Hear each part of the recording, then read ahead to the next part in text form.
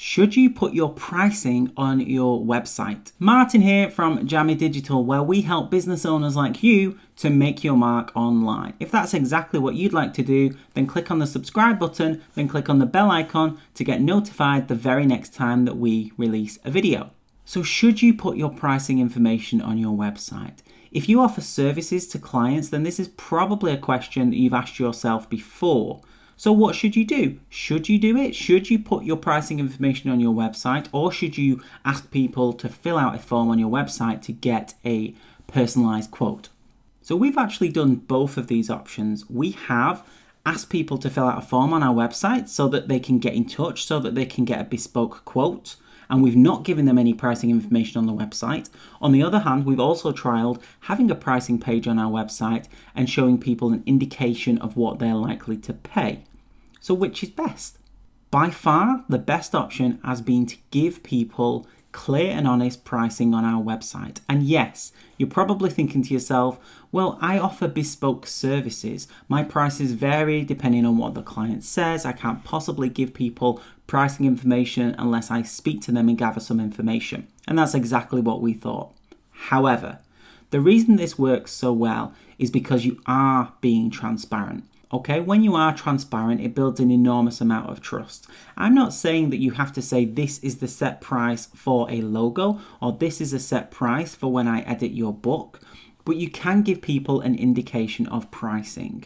This is something that you can do in order to inform your potential customers. Not everybody needs to give you some of their time or fill out a form on their website or pick up the phone to speak to you for them to gauge whether or not you are too expensive for them. And that's why it's an incredible thing to do if you can give people an indication of what your prices are.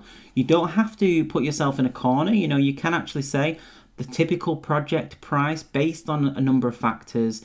It may cost between this and this. However, it's best to speak to you in order to get a proper quote so that I can find out exactly what you need.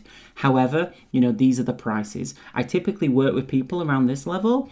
Maybe you say prices from. There's plenty of different things that you can do, but it builds up an enormous amount of trust with your potential customers when they know how much you charge, and it instills quite a lot of confidence in your services as well. You own the conversation, you control the pricing discussion.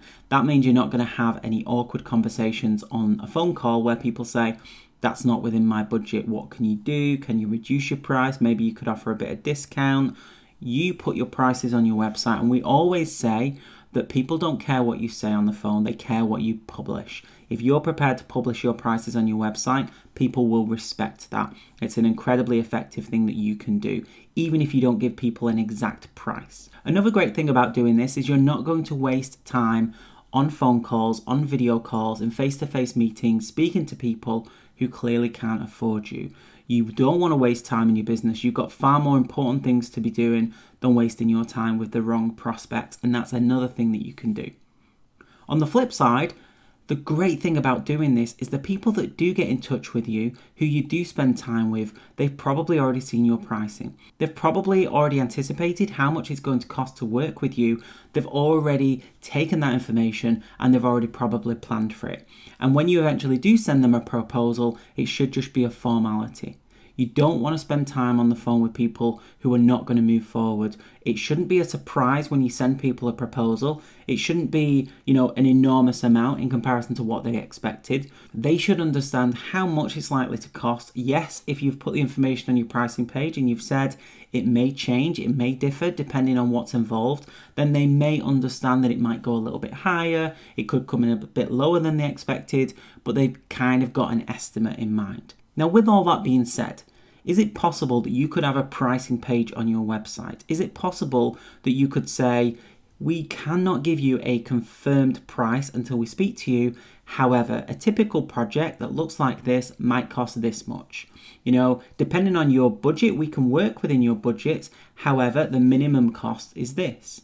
Is there a way you can talk about it in order to make yourself stand out against your competitors and own the pricing conversation so that nobody's wasting anybody's time and you're dealing with your ideal customers every time? If you found this video useful, then you're going to love this. This is our free PDF.